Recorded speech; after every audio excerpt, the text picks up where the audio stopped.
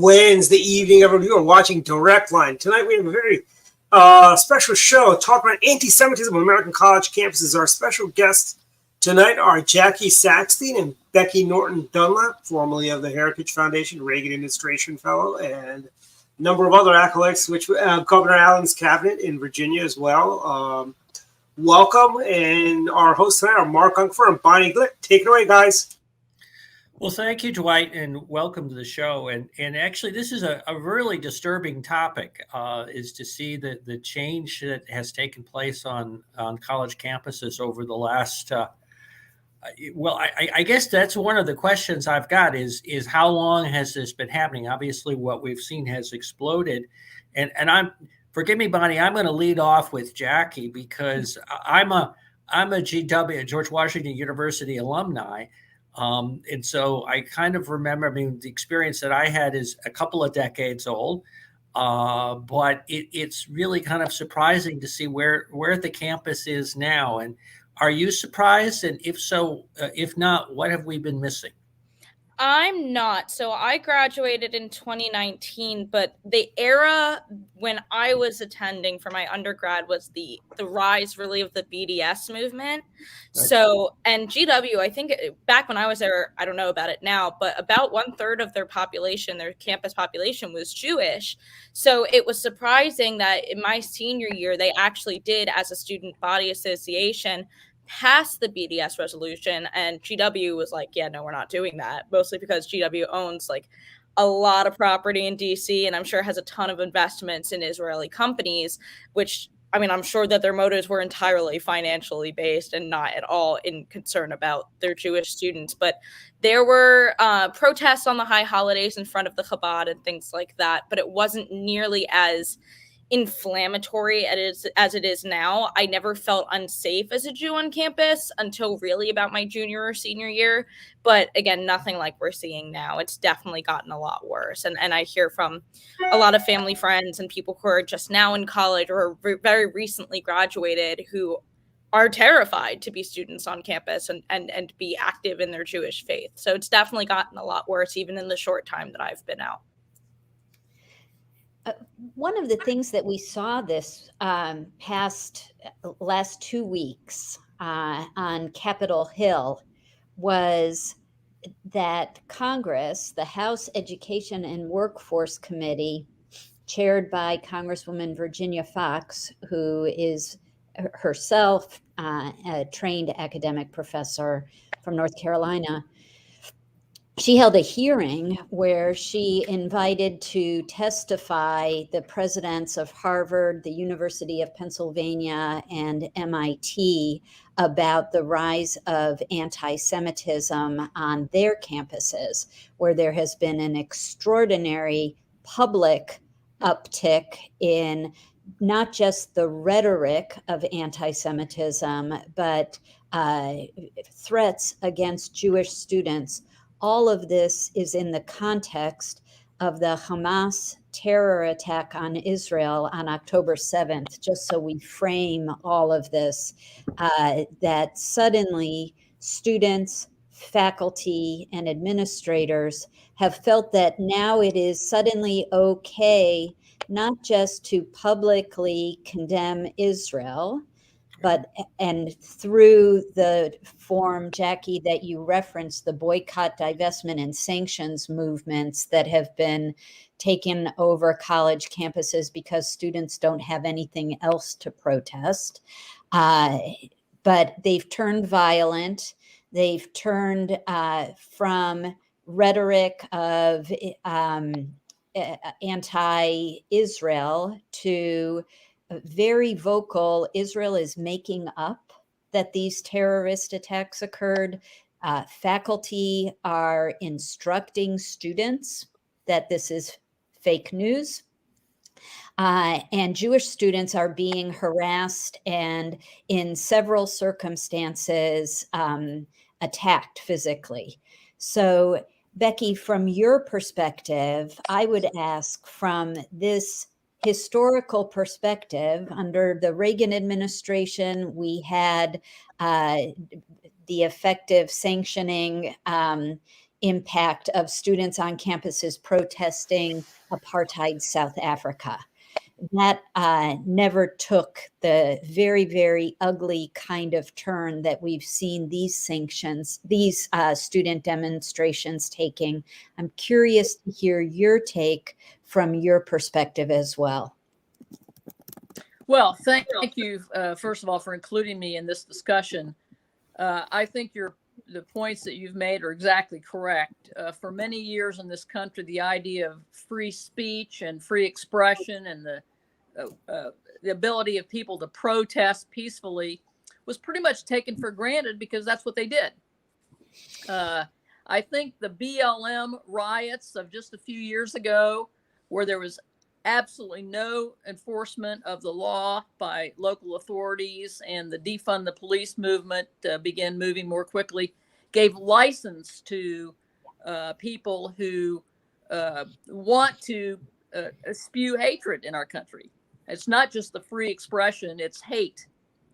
It's hate speech. And I hate to say this, but I think this kind of started under Barack Obama. And after he left the presidency, he, in a sense, encouraged it. And the fact that Joe Biden and the mayors and the governors across the country have just allowed this lawlessness to continue has given encouragement and license to people not only to engage in lawless behavior, but now to engage in actual support of genocide, with the presidents of these universities not speaking out against it.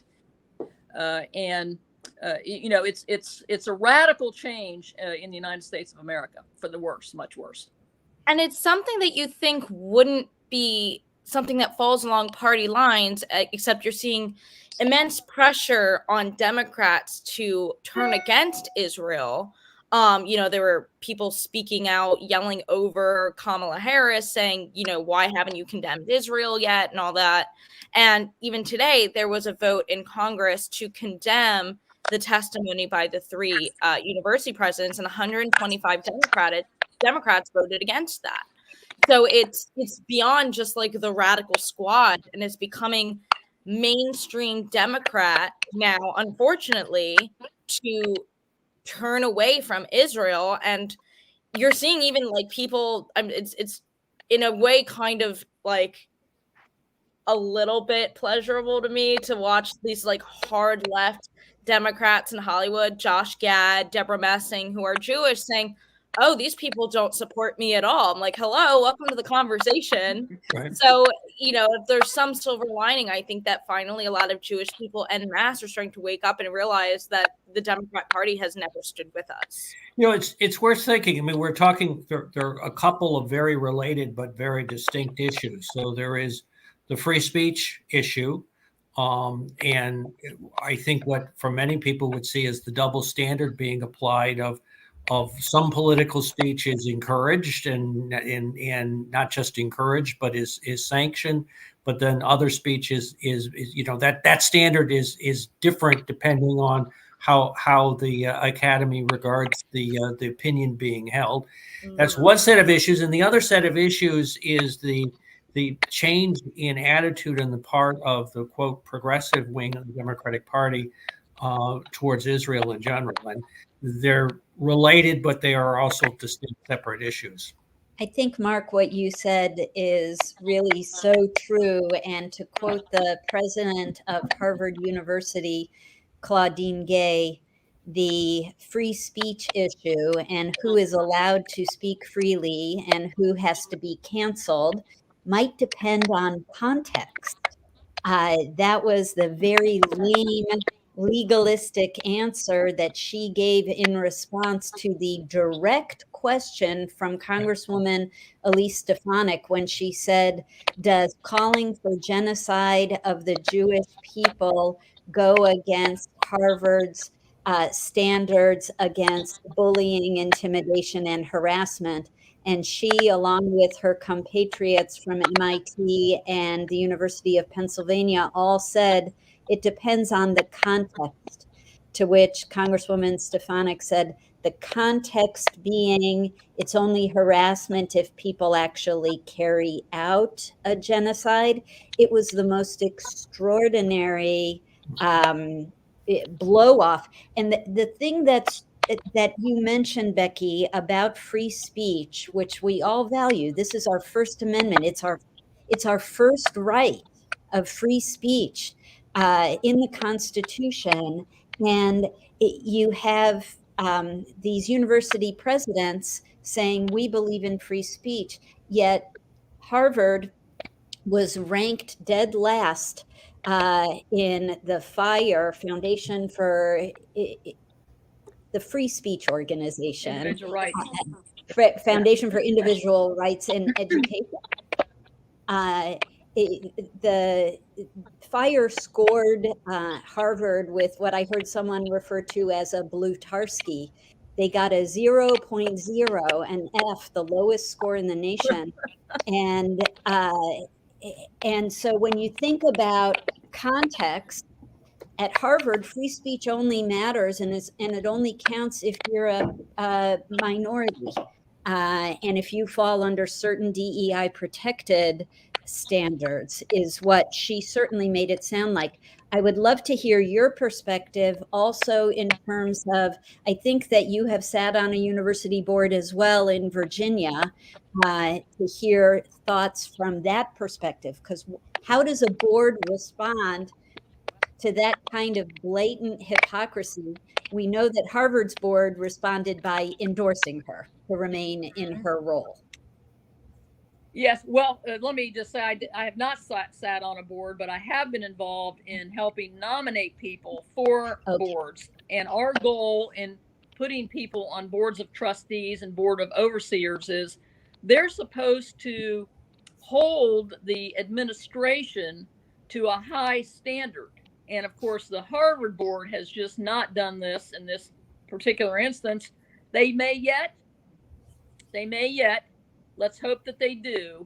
But the bottom line right now is that the progressive agenda in this country, which is obviously showing itself now to be anti-Semitic, and I believe is racist in essentially across the board. I mean, but they're very aggressive now about advancing their progressive agenda and punishing anyone who doesn't fall in line with it. I think that's one reason why you see the Democrats kind of trembling in fear, because the progressives and the Democrat Party now have the upper hand, and they not only are being very aggressive about pressing this, and right now it's in dealing with Israel and the Jewish community here in the United States, but on all fronts they're pressing it, and they will punish Democrats who don't fall in line. It's a very frightening circumstance for the Democrat Party in our country. Yeah, and to follow up on what Becky was saying, I guess in a way of self-torture, I follow the Instagram handle Dear White Staffers, and it's a very progressive Democrat Instagram channel full of people who are reporting in, who are interns or staffers on the Hill for pretty much all Democrats. And they've basically been on the front line of trying to press their members, into calling for ceasefires. And it started with like just the squad, and now it's growing and growing and growing. So it's interesting how the Democrats have backed themselves into a corner, because the young 18 to 34 Democrats who are very much leaning heavily progressive and anti-Israel, because that line between anti-Zionism and anti-Semitism is gone. It's now one and the same. Are saying we will not vote for Biden no matter what, because he supports quote unquote genocide, which obviously, I mean, there's very few things I agree with Biden on, and it's that he's so far stood with Israel, although that seems to be changing with some contingencies, according to Blinken. But yeah, we'll see how long it lasts. But the Democrats are losing the young progressive vote because of that move. They're just going to stay home. They're certainly not going to vote for Trump or whoever our nominee is. So their inability to cave to as far left as they want to go and at least show some semblance of support for the state of Israel might actually end up costing them a large percentage of the vote, which is horrible that's what the Democratic Party is dying on, but also in a way very helpful to us. So, well, I hope that you're right about that. I must say that I'm a little bit skeptical when it comes right down to it in 2024. I tend to think that the progressive side of the House falls in line. And I share your point about Biden right now, but I think he is pressing Netanyahu to do the wrong things in Israel. He's using the leverage of the power of the United States to try to get this country of Israel to back away from defending itself and its people. Yeah. So if there's anyone who's not going to cave to that, it is Benjamin Netanyahu. But I do think we need to keep an eye on these progressive young people, because while they're reacting right now in a way that may sound like it might be favorable to a conservative Republican nominee in 2024, keep in mind some of the other issues that are on their minds. I mean, that they use the abortion issue very effectively in Virginia to frighten people into just voting against Republicans. And on some of these big issues, not just this one, but some of the other big issues, I think they're going to work very hard in 2024 to bring all the progressives back to vote. And they'll just say, whoever our nominee is, we'll work to do the things that you want. And but you gotta vote. You got to vote. Yeah. That's how they were successful electing Barack Obama twice, and frankly, Joe Biden. Yeah. Vicki, you're 100% correct. And I think too, one of the things that the Dems are going to have to recover from, and we'll see how the progressives recover from this, but it's a phenomenon that we're calling the October 8th Jews. Jews traditionally have given enormous sums of money to Democrat candidates, including the president. And they have also historically voted very heavily Dem. None of us understands why, but there's this new cohort that's being formed called the October 8th Jews, who are people who never in a million years would have uttered the words, I might have to vote for Donald Trump. They are uttering those words now, quietly for now. They'll probably start with whoever the Republican nominee is. They won't change their registration, God forbid, but okay. They will start to give money to Republican candidates who are expressing strongly pro-Israel views. And they will also, depending on who our nominee is, but possibly even not even depending on who the nominee is, they talk about voting for Republicans. And Ronald Reagan was the first Republican president to turn out a significant percentage of Jewish voters. And this may be a moment for the Republican Party to turn a whole bunch of people who realize that the Democrat Party has abandoned them. And the party of their parents and their grandparents and the civil rights leaders that they all admired is no longer their party. It's interesting. There echoes much of the realignment that took place when Reagan was elected, that reflected a number of traditional Democratic constituencies, the quote Reagan Democrats, but also many who were more conservative or more realistic on foreign policy, who, the Scoop Jackson Democrat that basically reassess where their alignment should be. And we could be seeing something of that kind of change taking place in American politics. If I could, I wanted to kind of come back to the universities, and one of the other components that we've seen is that alumni and other supporters of universities have collectively reacted extremely vigorously in response to their institutions. Is this a flash in the pan, or do we think that this will continue? I'm not sure. What I'm curious to see, though, is following Harvard's board's decision to keep Claudine Gray on, if there is enough of a backlash in terms of donors pulling out that they're forced, based on a fiduciary, responsibility to the university and to their board, to push for her resignation. And again, unfortunately, they're not doing this because it's the right thing to do. They're doing it because they're losing donors. Right. But you know what? If it gets these people out and restores some semblance of sanity to these universities, I'll take whatever it is to get. I think that's right. When Well, you I look think that's a at, great point. go ahead. Go ahead, Becky. Well, I'm going to say I think that's a great point. One of the tragedies of American higher education is that donors have paid very little attention to what is going on the campus, and more attention to the buildings that are being built with their names on them. Mm-hmm.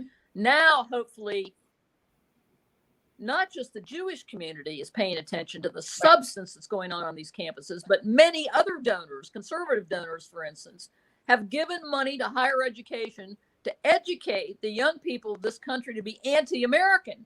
Right. And now in this particular instance, to be anti-Semitic. And it's a great tragedy. And hopefully the donors to higher education will wake up and pull out all of their money and say, we're actually interested in education, not indoctrination. No more money for you, Harvard. That would be like a miracle. I would be shocked if there were any conservative donors to universities left even before all of this happened, because we've been awake for it for a long time. There's I hope that from your lips to God's ear. Yeah. There's a great podcast that's out. I just started listening to from Joe Lonsdale. I don't know if people follow Joe, but he's a VC who has started the University of Austin in Texas as a counterbalance to the woke universities of the Ivy League. He's bringing in very prominent people to educate, not indoctrinate, exactly as you said, Becky. And one of the things that I've been thinking about in terms of where do colleges, how do colleges lead? One of the things is, as you said, Jackie, they're basically asset managers. Mm-hmm. Boards are there to ensure that the $50 billion treasury of Harvard University, their endowment, that it continues to grow. $50 billion. Well, it went down $1 billion in the last week.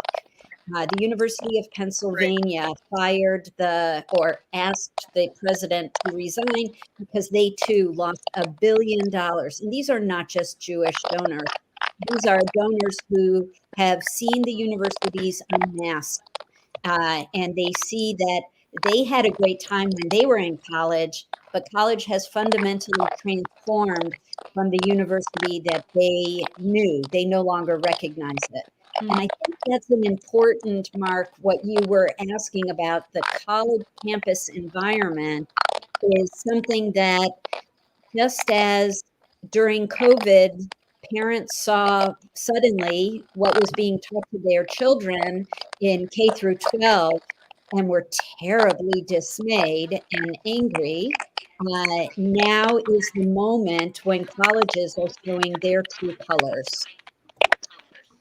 I think you're right. I mean, I think there's the potential there. It is a challenge. I think one of the issues that we have to deal with is the fact that boards have only so much authority over universities. They certainly the appointment process. I mean, one of the, and let me just step back from the question. I worry a little bit that while there's a symbolic value to having the presidents resign, there's an institutional momentum within the various academic disciplines that is so overwhelming that it's daunting to think whether or not those institutions are really going to be able to correct. I don't know if the answer is, it could well be that other institutions such as University of Austin and other schools that are more center oriented or more balanced, maybe that's the better word, can be more competitive in the sort of academic or educational marketplace. But it's difficult, and I'm not sure. I worry that the boards may be limited in the amount of leverage that they have to be able to correct that. Well, it's interesting. I haven't seen, and I don't know if you guys have, any of these major universities trying to get ahead of it either, saying, hey, just so you know, we don't tolerate this here. So if you're looking for a safe place to put your money or send your children, maybe come look. I mean, again, totally thinking about it from a fiscal perspective or a student recruitment perspective. But if I was a university president on somewhere like University of Maryland College Park, which again has a very high Jewish population, I would be doing everything in my power to reassure not just our existing donors and Jewish students and parents, but other prospective parents looking to send their kids somewhere where they're going to feel safe. It's interesting you raised that, because in reading that fire list that we referenced before, it was fascinating to look at the quote better institutions, and they tended to be very large public state institutions. So it was in Maryland, I think, was listed in the top 10. I covered a variety of reasons for that. And the institutions that tended to rank and I will say University of Chicago, very good, Bonnie. But many of the institutions that were the quote worst, we mentioned Harvard, were the most well-endowed, predominantly private institutions, typically very high prestige or historically high prestige, that tended to rank farther down. So perhaps we should be looking in other directions for where this change can take place. And I think that the universities will feel that in student enrollment in the coming semester, that there are students who might normally apply to MIT for engineering, Stanford for engineering, and be good candidates who are going to state schools, who are going to Purdue, who are going to Maryland, who are going to the University of Illinois because they have great engineering programs and they don't have all the baggage that comes from being so woke. Sorry, Becky, I may have cut you off. No, you did not. Let me just add to that. We need to not only encourage parents to help their children choose other institutions of higher learning where this terrible leadership does not exist, but we also, I think, need to keep the focus on disciplining these students at these current institutions of higher learning. I think it was a Berkeley professor who came out and said, I want to encourage future employers not to hire anyone who participated in this, fractious attack on a visiting judge. That's what should be said about all of these students who are participating in this hate speech and the pro-genocide and the Semitism, the anti-Semitism. These students, many of whom are ignorant about what they're protesting, but they should be not hired on the basis of their activities in college, which has nothing to do with free speech, but is hate speech. Yeah, and I think the lesson to take away there is one that I've often heard repeated to me, is that freedom of speech does not mean freedom from consequences. And I think that that's what a lot of them are going to be seeing now. I think that's very powerful. There was a a letter that went out from all of really the biggest down to the smallest law firms in the United States, sent a letter to the deans of the law schools that are, for whatever reason, incapable of condemning calls for genocide. And it's a surprisingly large number of elite law schools. They sent a letter to the dean saying, we are simply not hiring students from your law school. There's another website called Canary Mission. The canarymission.org looks at all of these anti-Semitic calls, particularly on college campuses, and outs them. Because when people use social media, they are no longer protected from privacy. And this Canary Mission goes after them. And as you said, Jackie, actions have consequences. And snowflakes don't realize that it's possible to melt when the heat comes on. And somebody's turning on a blow dryer. Yeah, it's going to be interesting to see the long-term consequences of all of this, and not just for students, but for members of Congress who've caved to the far left, for members of state legislatures and local offices who are calling. And to me, it's crazy the extent that misinformation, disinformation can stick, that there is actually a wide swath of people who are believing that Israel is committing war crimes, that Hamas is not a terrorist organization, things that should be complete facts, that Hamas are terrorists, that Israel is defending itself, are somehow up for debate.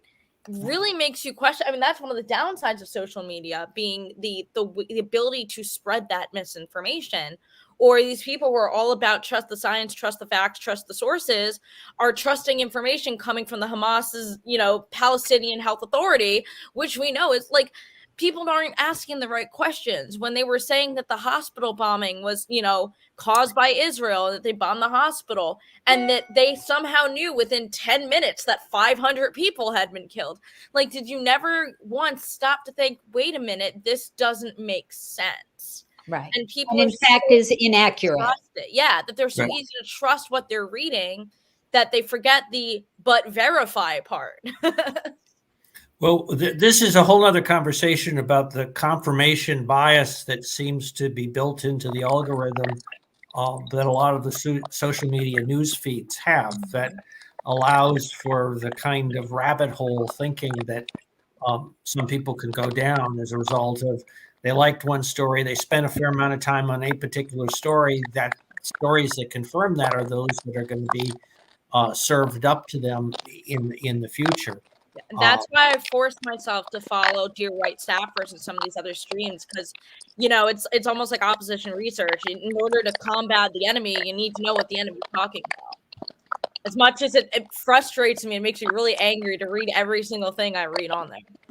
Jackie, you're too young to have gray hairs popping out from I stress. had two, and my colorist went in and pulled them out. She's like, no, not today. Not today. They're not winning.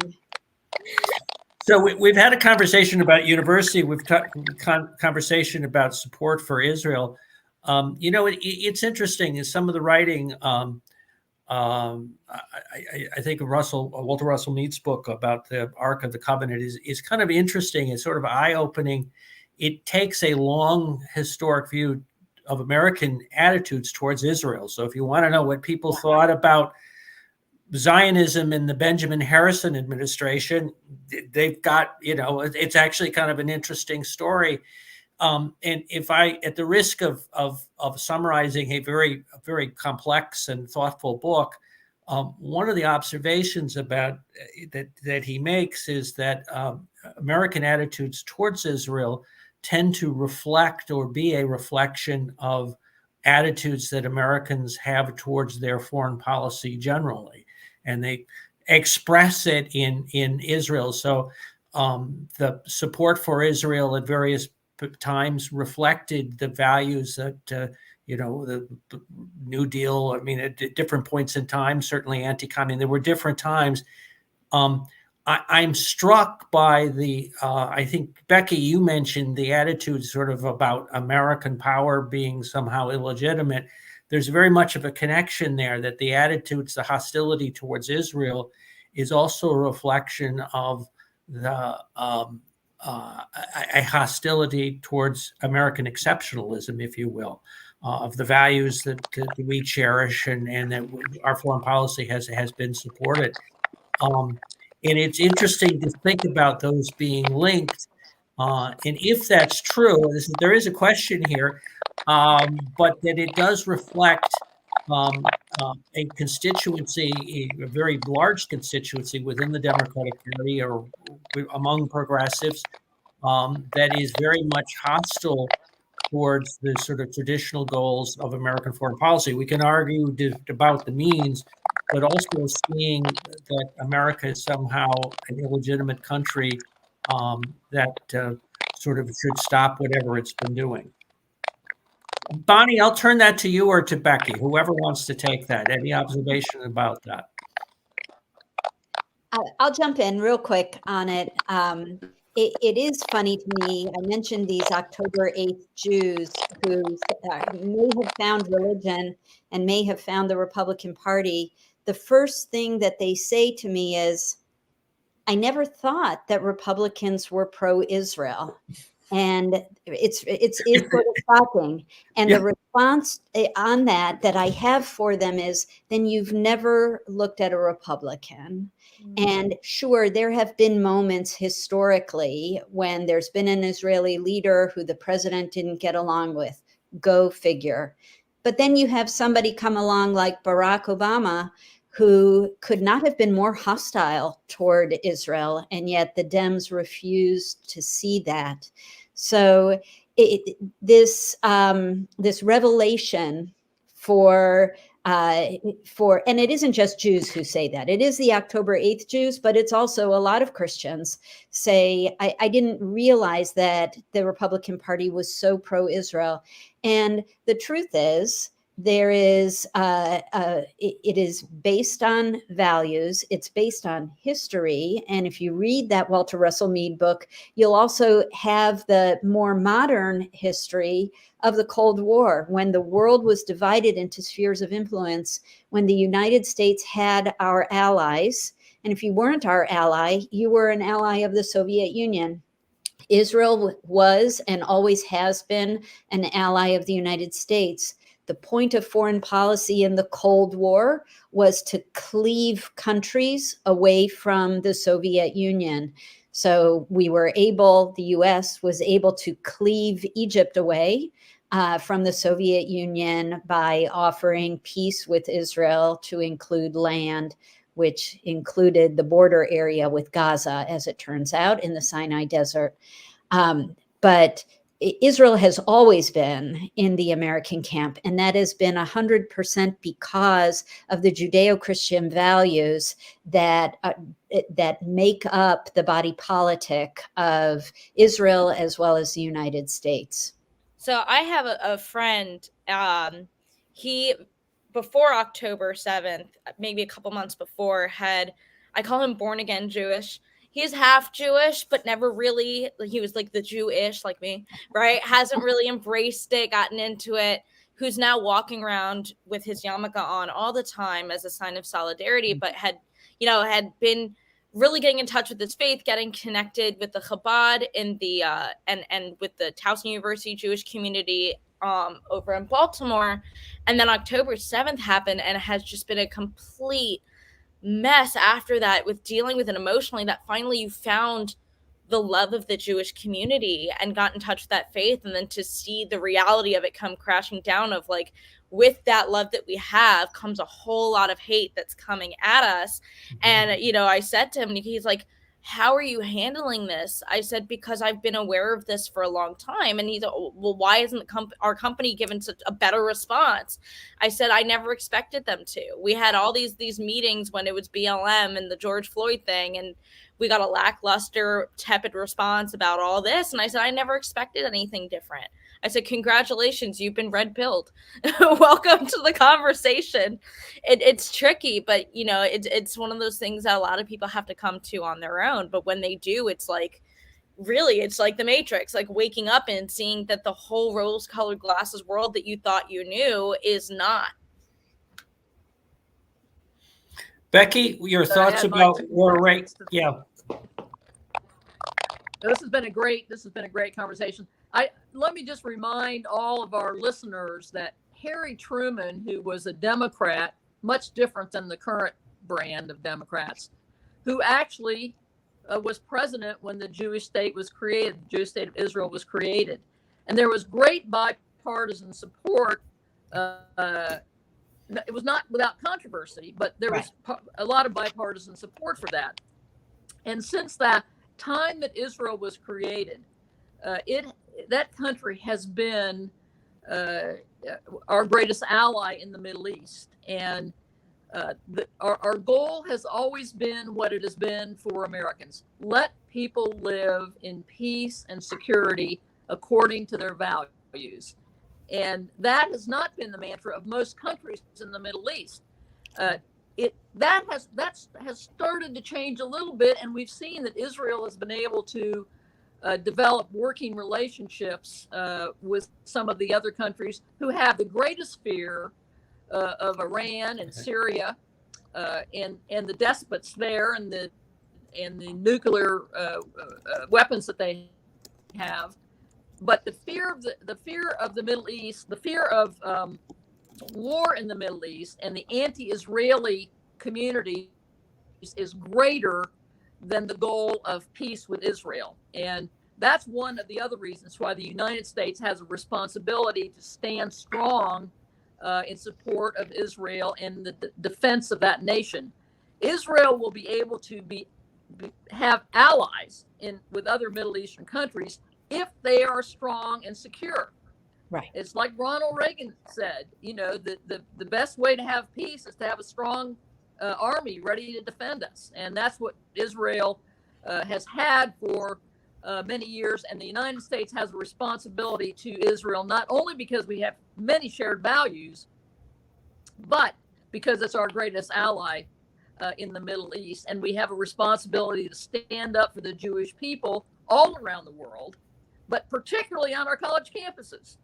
Right. And these campuses have they have a moral responsibility to discipline all of these kids who are out spouting for genocide, because that is truly un-American, as well as all the other things that we've talked about today. So, there's a big foreign policy component to what we're talking about with respect to Israel, but what it comes right down to in this country is moral clarity for support of Israel, but more importantly, moral clarity for support of the Jewish people.